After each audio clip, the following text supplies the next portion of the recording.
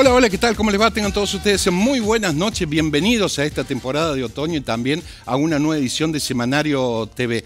El abanico de invitados y de temas que tenemos para hoy indica que vamos a estar hablando en el segundo bloque con la economista Gisela Beritier, presidenta del Consejo Latinoamericano de Educación en Administración, que aglutina a 280 universidades en 35 países, en los 5 continentes, acerca de esta cuestión, y también vamos a aprovechar la oportunidad para hablar de este acuerdo nuevo con el Fondo Monetario Internacional. Eso en el segundo bloque, pero ya en el primer bloque vamos a estar a hablar, me permito decir, un maestro del periodismo como es Gustavo Tobi, para hablar un poco del legado, de la obra del arquitecto Osvaldo Pons, entre otras cuestiones. Ya paso a saludarlo. Maestro, ¿cómo le va? Gracias por venir. ¿Cómo te va?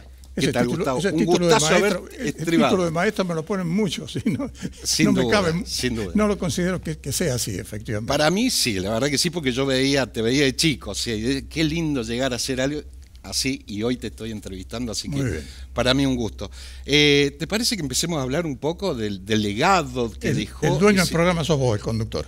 Bien, le voy a pedir al director que mientras vamos viendo ponga un videíto de lo que fue algo de las obras del arquitecto Osvaldo Pons. Ya lo va a ir poniendo el director, pero empecemos a hablar.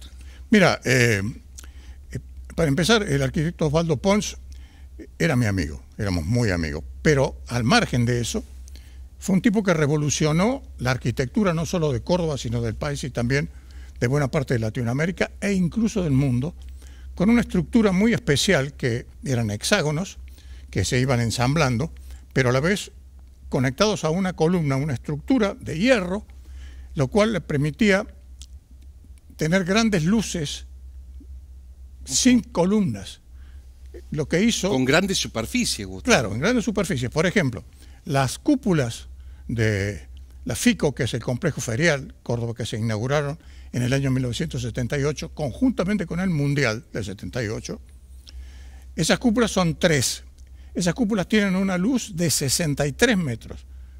Una cosa es decirlo, otra cosa es caminarla. Claro, y darse cuenta de lo que significa 63. Bueno, eso hagamos la bajada. Para 63 metros, cualquier lógica de nosotros los mortales diría, hace falta una columna, hoy lo diríamos. Pero en ese momento, Gustavo, sin columna. Sin columna. Bueno, pero él era un pensador, pero además sabía qué es lo que quería.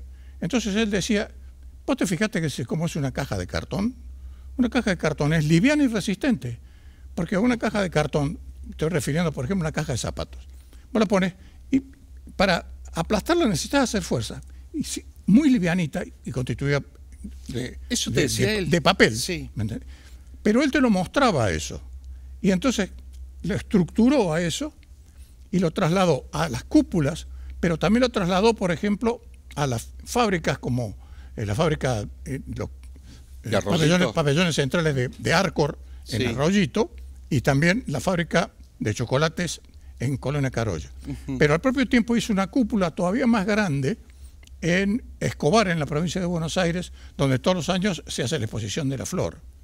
Pero al propio tiempo incursionaba en la que, digamos, arquitectura clásica, pero arquitectura a lo Pons. E hizo uno de los templos que yo creo que a nivel mundial es más impactante. A ver. Que es la capilla de Arroyito. La capilla de Arroyito, ubicado enfrente de la plaza. Exactamente, enfrente de la plaza y enfrente de la propia municipalidad, que también la hizo él. ¿Esa es la obra más significativa que dejó para vos? Esa obra es asombrosa, es asombrosa, sobre todo en el momento en que se hizo, que había inclusive una resistencia de la Iglesia Católica, porque tiene una característica fundamental, está llena de luz. Por eso... jugaba con la luz. Claro, no solo que jugaba con la luz, no es que haya un juego de luz, sino que la iglesia está totalmente iluminada. cuando la mayoría de las iglesias tendían hacia el recogimiento, es decir, la oscuridad como una forma para que los fieles pudieran compenetrarse en su conexión con Dios y todas esas cosas. Pero además tiene una forma de pájaro. Si vos la ves de frente a la iglesia, tiene una forma de pájaro, parece que fuera a levantar vuelo. Entonces cuando yo consultaba con él, dice, ¿por qué? Esto es una elevación hacia los cielos, eso es lo que yo pretendo. Y después tiene digamos así, una torre, que la torre está en conjunto con todo lo que es la iglesia, pero es de forma triangular. Y eso está exactamente, no en el centro, sino en el altar. Sí. Sí, viste que la mayoría de las iglesias tienen la gran cúpula, la gran torre en el centro. Pero en cada cosa que hacía Osvaldo, fue un revolucionario para la época. Pero sigue siendo revolucionario porque hoy todavía. tenemos computadoras, programas de computación que te pueden simular lo que puede ser una Exacto, arquitectura. El cálculo de diseño lo hacía directamente con los métodos tradicionales. Te estoy hablando del año 1960, 1963 más o menos, es la cúpula. Es decir, a la perfección lo hacía. Inclusive cuando hizo el nuevo puente sobre el río Suquía que lleva a la Carolina hacia su casa, su mujer, que era una persona realmente extraordinaria, se llamaba Bella Trujillo, decía, y fíjate vos, dice, vinieron, lo pusieron y calzó justo. Y entonces Osvaldo la miraba, siempre se peleaban en un plato. ¿Y cómo querés que no calce? Dice, tiene que calzar perfecto, porque entró al milímetro para ponerle los... Quiero volver a ratificar, sin los programas de AutoCAD que son las computadoras ahora. Claro, sí, y calzó exactamente. Bueno, y eso hizo que su obra trascendiera. Es decir, y se exportaban en las famosas estructuras Harpón. Tenía una fábrica donde se fabricaban las losetas, y las losetas deben tener más o menos una dimensión, no sé exactamente. 1 metro, 80. No, sí. son más chicas, son más chicas. 1 metro pueden llegar a tener, no sé exactamente cuánto medía. Y eso iba ensamblado, pero además se autosustentaban en sí mismos. ¿Por qué? Porque tenían la forma, ¿viste cómo es el caparazón de una tortuga, que tiene varias... Parecido, pero más parecido a un marisco, a una ostra. Esas ostras que tienen esa forma así. Sí. Con la diferencia que te tienen un núcleo. La parte de nervaduras, digamos así, esas eran de acero, pero siempre livianas. Y tenían una técnica de ensamblado muy especial. Es decir, había que preparar y enseñarles muy bien a todos los obreros que podían realizar ese trabajo. Capacitarlos. Claro, una capacitación muy, muy especial. Como sería ahora que los capacitan en steel frame, por ejemplo. En steel frame, exacto, una cosa parecida. Bien liviano. ¿Qué pasa? Fíjate vos los años que han transcurrido hasta el 78. Ninguna de las cúpulas tiene filtración. Mirá con las lluvias que se han soportado, lluvia, viento, los calorones de Córdoba y los fríos extremos. Es decir, calculado todo para la dilatación. Sí. Una cosa maravillosa. ¿Y qué lugar en la historia crees que ocupa dentro del ámbito de la arquitectura Osvaldo Pons? Digo, con los colegas, a nivel internacional, calculo, claro, supongo. Porque fíjate vos que él hacía estructuras parecidas a las de Calatrava. Hay una similitud, por ejemplo, en esa iglesia que yo te digo de Arroyito, hay una similitud con Calatrava. Y lo mismo en lo que se llamaba el arte brutalista en aquel entonces, que se manifestó en el Baoro. Mira, justo ahí están pasando las imágenes. El Baoro que está exactamente enfrente de los capuchinos. Mira el contraste. Sí. Los capuchinos un frente y el brutalismo de este otro lado. Y también tiene es un edificio de departamentos. Pero vos lo ves y te das cuenta esta superposición, pero no llega a ser algo agresivo. Otro ejemplo de brutalismo está, por ejemplo, en el Palacio Municipal 6 de Julio, que es otra cosa. Pero la municipalidad de Arroyito sí está hecha en el estilo brutalista. Pero ese es uno de los aspectos. Porque él era un gran viajero, un gran dibujante, dibujaba con las 2 manos al mismo tiempo. Y que era ambidiestro. Era ambidiestro. Sí. Pero además era un gran artista con algo que en ese momento no se hacía. ¿Sabes cómo hacía? Hacía una microfotografía, con fotografía de esa época. No fotografía digital, sino claro. la fotografía de negativo. Y a eso tomaba, por ejemplo, por decir, una de las veces que yo vi que estaba haciendo una fotografía, era una gotita de Coca-Cola. Sí. Y esa gotita de Coca-Cola, con la microfotografía, la ponía, después le hacía algunos movimientos y después, ¿qué es lo que hacía? Hacía el revelado de eso. Y ahí es donde entraba su propia composición. Era un artista, Gustavo. Sí, por supuesto. Hoy resulta hablar muy fácil, decir, no, le sacaba la foto. No, hay que trasladarse a ese momento con la herramienta que había en ese momento. Exacto, era un arte abstracto que está expuesto en el Centro de Arte Contemporáneo Antonio Seguí, donde se está exhibiendo también el documental que hicimos junto con Juan Pedro Veritier Pons, que es su nieto, es el nieto. Él le decía Osi, y tenía un gran cariño Juan Pedro por Osvaldo.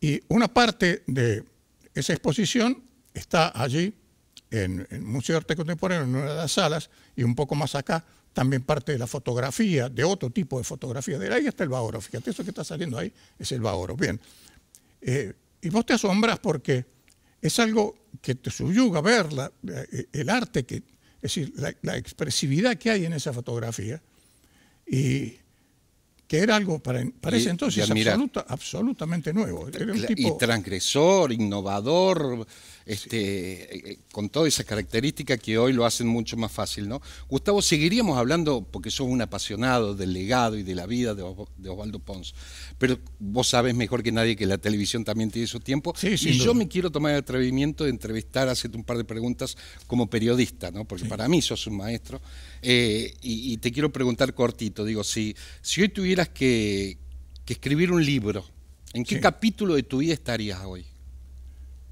Y yo creo que todos aquellos estamos en el momento de reconsideración general de la vida, porque hay veces que cuando estás tranquilo, porque tenés más tiempo para pensar en la locura del devenir diario, es decir, entras a hacer un repaso de todas las cosas que hiciste. Pero además hay mucha gente que en la calle te para y te dicen, ¿te acordás, Gustavo, de esto? ¿Te acordás de lo demás allá?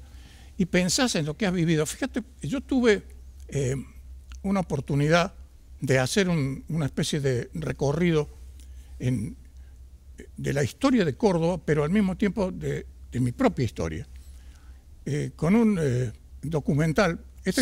Con Pons también es un documental, que repito, dura casi una hora, donde ahí me acordé muchas cosas de las cosas que hacíamos juntos con Osvaldo, porque te digo, éramos muy amigos. Era un tipo muy especial. Todo el mundo decía el loco Pons, claro, loco porque lo revolucionario que había. Claro. Como decían el loco Por las grandes ideas. El loco N, por ejemplo, que le decían el loco N, era otro gran ingeniero y arquitecto de Córdoba. Hay un montón de obras. Y esto que te quiero decir fue cuando se cumplieron los 50 años de Canal 12. Me dijeron hay que hacer un recuerdo de lo que fueron algunos de los hechos de estos 50 años.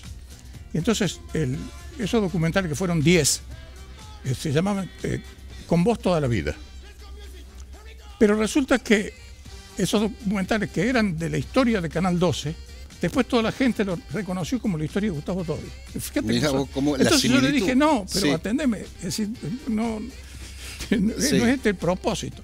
Bueno, ahí vos te das cuenta de todo lo que has pasado, desde el momento en que empezaste como cadete, que ibas a buscar el diario Córdoba en Radio Universidad, hasta llegar, por ejemplo, a cronicar el viaje a la Luna.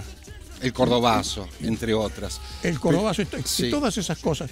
Pero además, todos los terribles cambios políticos, sociales y culturales que ha tenido. Y tecnológicos, Gustavo, de lo que viene la tele, y un montón de cosas. Atendeme. Sí. Uno de los primeros teléfonos celulares que hubo en Córdoba, lo tuve yo. Claro. Era en aquel... Nos están despidiendo, CTI, claro. Compañía de teléfonos, sí. Bueno, es decir, por eso te digo, es un momento de reconsideración de todo lo que estábamos pasando. Gracias, Gustavo, y seguramente lo vamos a seguir hablando en otro momento porque es un gusto. Con todo gusto, Cristian. Gracias. Vamos al corte y volvemos.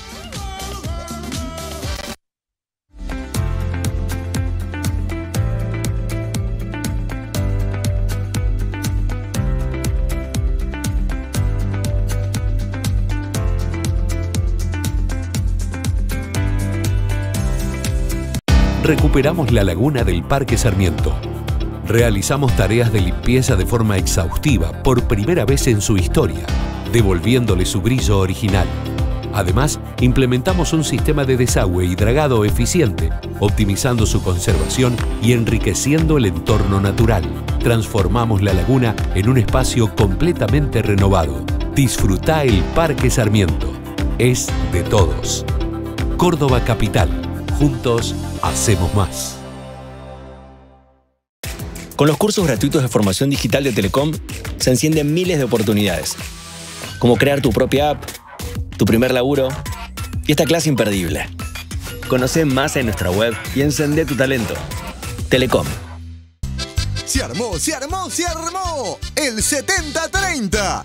El nuevo entretenimiento de la Lotería de Córdoba, que la tiene toda. 70 millones que crecen todas las semanas. El sale o sale de 1 millón. Y si no le pegás a nada, ganás 1 millón de pesos por mes por 30 meses. Además, con tu jugada tenés chances extras por 300.000 pesos. Todo por solo 1.200 pesos el ticket. ¡Hey, hey, hey, hey! ¡Aguante el 70-30! La tiene toda. 70-30. Armate el tuyo en tu agencia amiga de Lotería de Córdoba.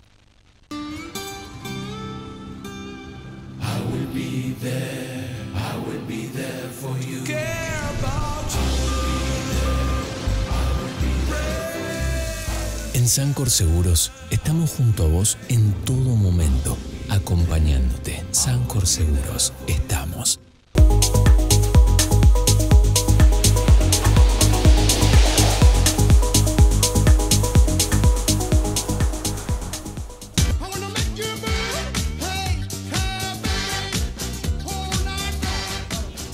Lo decíamos, vamos a estar hablando con Gisela Beritier acerca de CLADEA, ¿no? Que es el Consejo Latinoamericano de Educación en Escuelas de Administración, que compone o nutre a 280 universidades de 35 países en los 5 continentes. ¿De qué se trata? ¿Para qué sirve? ¿Cuál es su misión, propósito y objetivo? Gisela, ¿cómo te va? Gracias por venir. ¿Qué tal? Muchas gracias, Cristian. ¿Qué es esta? Bueno, primero felicitarte porque sos presidenta y un orgullo que sea cordobesa la presidenta de esa organización. Sí, bueno, el año pasado, donde ya veníamos como desde la Escuela de Negocios participando activamente, esta red tiene más de 60 años, al igual que la Escuela de Negocios, y donde se participaba desde el inicio. Empezó siendo originalmente latinoamericana, pero luego se empezó a expandir a todo el mundo, donde hoy tenemos principales universidades y escuelas también de negocios que la conforman. Su función principal es conectar, sobre todo en el mundo de las universidades, a profesores, investigadores, a sus directivos también, porque hay que decir que el foco tiene que ver con la gestión universitaria, ¿no? No es una organización que se destine a los alumnos, pero sí para ver cuál es el rumbo de la educación. Anualmente... educación financiera, administrativa, en ese sentido. Todo eso y en educación superior, ¿no? Entonces, realmente lo que se ve allí es una conjunción enorme de profesores de todo el mundo y también decanos, rectores, presidentes, donde anualmente se reúnen para poder conversar y cuáles van a ser las tendencias en el mundo de la educación, y donde se presentan muchísimas investigaciones relacionadas con eso, en esto, ¿no? En finanzas, en management, en estrategia, en negocios, en liderazgo, y realmente, bueno, se tiene muchísima información, pero una de las cuestiones también importantes que hace es vincular universidades. Entonces, de repente tratar de que profesores y alumnos de universidades puedan vincularse y viajar a otros lugares del mundo, ¿no? Para ver las diferentes experiencias, informes. Diferentes experiencias, estudiar, hacer coloquios predoctorales. Es muy académica y bueno, y allí tiene diferentes espacios para poder, desde programas de formación para altos directivos, rectores y decanos. Por ejemplo, el año pasado que tuve la oportunidad de poder enseñar allí en la Universidad de Sao Paulo, el año anterior fue en la Universidad de Miami, el anterior fue en el TEC de Monterrey, y ahora recientemente, 3 y 4 de abril de este año, vamos a estar en Barcelona con el segundo encuentro internacional de escuelas de negocios europeas, donde bueno, voy a estar de ponente allí junto con el presidente de la Generalitat de Cataluña, entre otros, seguros. Y bueno, y hoy el tema que cruza todas las universidades tiene que ver con qué pasa con la inteligencia artificial en el mundo de la educación. ¿Qué papel juega en este mundo la inteligencia artificial, lo digital, en el tema de lo financiero, etcétera? Bueno, de la educación. Configura sí. la realidad actual, ¿no?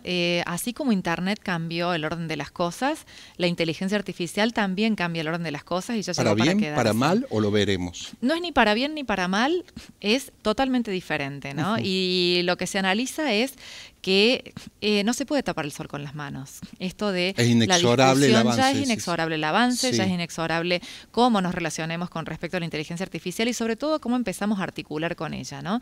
Los puestos de trabajo van a cambiar, la automatización de tareas es algo que en realidad ya, por ejemplo, ¿no? Una conciliación bancaria, sí. Donde antes teníamos una persona tratando de ver cuál era el extracto bancario y qué es lo que tenía en la contabilidad para ver cómo usaba esos números, hoy lo hace automáticamente una inteligencia artificial.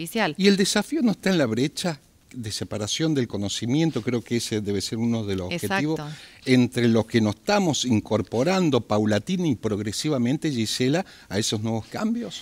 Bueno, el desafío este es el desafío, ¿no? En realidad, en ver cómo nos incorporamos a este mundo digital, cómo las empresas adoptan esta digitalización, cómo se transforman las sociedades a raíz de esta digitalización también, y qué es lo que pasa con las personas que no se adaptan. El Foro Económico Mundial dice que con el avance de estas nuevas tecnologías se van a destruir 83 millones de puestos de trabajo, pero se van a crear 64 millones de puestos de trabajo. Con actualizaciones nuevos. En lo que vos decís, ¿no? Con estas actualizaciones. Capacitación de carreras del futuro, digamos, ingeniería, inteligencia artificial. Entonces hay, por un lado, la parte buena de que se crean múltiples oportunidades nuevas con estos 64 millones de puestos de trabajo nuevos que se crean, pero la brecha entre 64 y 83 es un montón de gente que hay que ver qué pasa con esas personas, ¿no? Por eso esto de la brecha, y mucho se habla de que hoy la justicia social tiene que ver justamente con la brecha digital.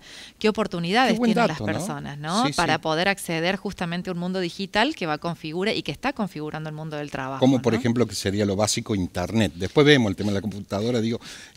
Y después también, bueno, así como en realidad hoy ya no hay nadie, no hay persona en el mundo que no sepa cómo navegar Internet, ¿no? Un niño hoy en un teléfono... Nace con un celular. Nace con un celular, pero incluso lo que se analiza de tercera edad, digamos. Que no, son los que van quedando un poco más exactamente, y aún como esa economía azul, que es otra parte de la economía, ¿no? Que tiene que ver con la tercera edad, se inserta en este mundo educativo, ¿no? Pero en ese sentido, por ejemplo, hoy un niño con su teléfono, con la cantidad de información que tiene y con la inteligencia artificial, tiene más información que la que tenía Kennedy cuando tenía que decidir si iba a bombardear Rusia o no. Sí. O la isla en Cuba, ¿no? La isla en Cuba. El conflicto de los misiles. Exactamente. ¿Qué dato me acabas de dar? Muy resumido, ¿no? Tiene mucho más información de la que tenía Kennedy en aquellos años. Imagínate la cantidad de información que hay hoy para tomar todas esas decisiones. Sí, lo bueno sería que esté bien usada, ¿no? No, y un poco en relación con lo que hablabas recién con respecto a Osvaldo Pons, que en esa época no había y cómo se las ingeniaban, ¿no? Bueno, hoy toda esta inteligencia artificial llegó para quedarse, ¿no? Porque en definitiva, informes, automatización. Sí. Entonces, ¿es bueno o es malo? No se puede tapar el sol con las manos, y esto es lo que se habla hoy justamente de qué potencialidades se pueden utilizar, ¿no? Es mentira que va a haber menos trabajo.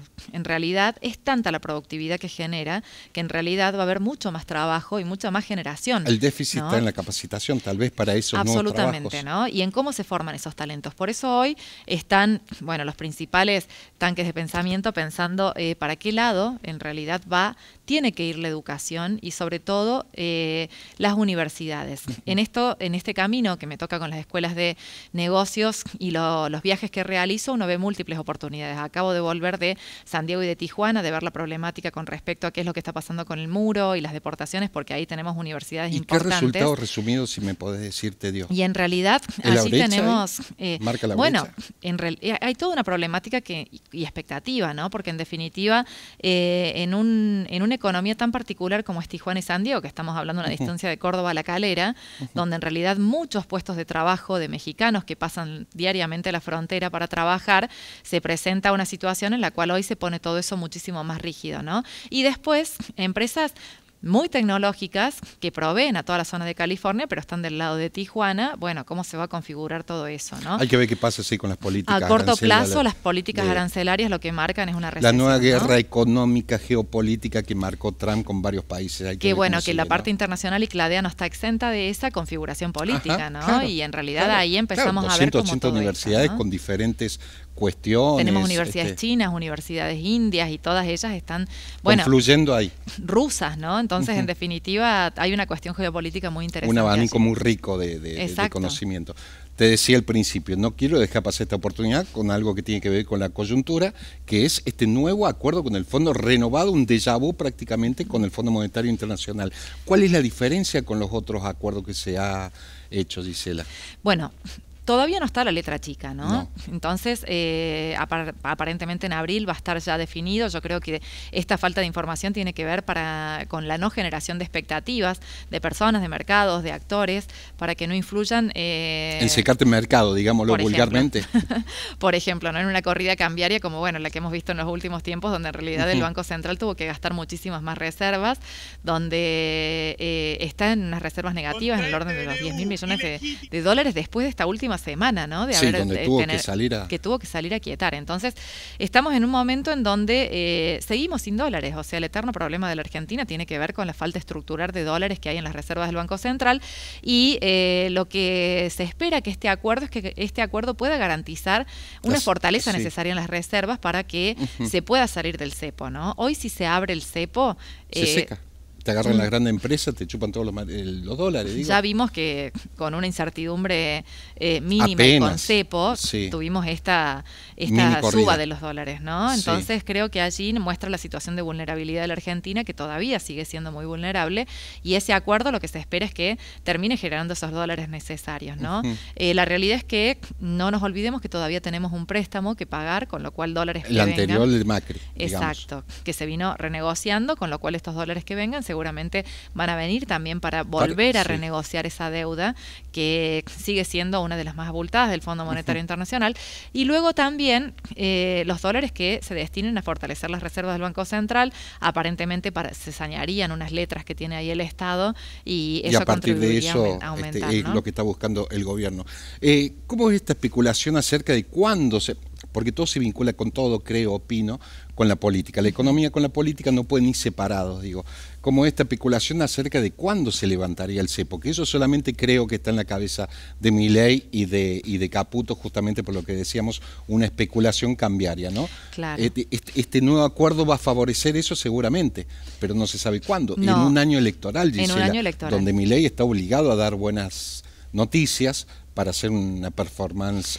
Antes de octubre seguramente que no. Hoy el cepo es cómodo, ¿no? Porque en definitiva limita todas estas corridas cambiarias que si no las tuviéramos, bueno, tendríamos que ver, ¿no? Pero sí hay mucha incertidumbre con respecto a cuál va a ser la próxima política cambiaria que se firme en el acuerdo con el Fondo Monetario Internacional.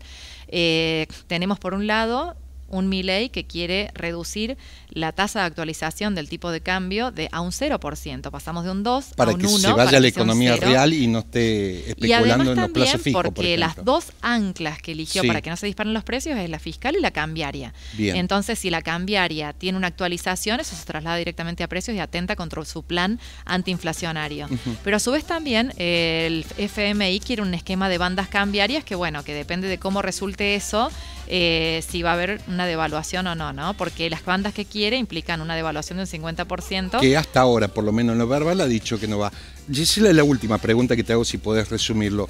¿Cuándo esa macroeconomía se va a ver reflejado en lo cotidiano, digo? Es la gran pregunta, ¿no? Y en realidad allí, para que un sector privado actúe, todavía hay cuestiones que responder con respecto a que se termine habiendo una estabilidad de precios, que el cepo cambiario por lo menos haya una resolución de qué es lo que va a suceder y cuándo se liberaría el tipo de cambio, y un poder adquisitivo que acompañe, esto reactivaría el mercado, ¿no? Sumado a un riesgo país que siga bajando para las nuevas inversiones, entre otras cosas. Es ¿no? así. Gisela, gracias y te renuevo las felicitaciones por tu cargo allí en muchas ese gracias lugar. por la invitación. El gusto Gracias. es mío. Nos vamos. Hasta la semana que viene. Gracias.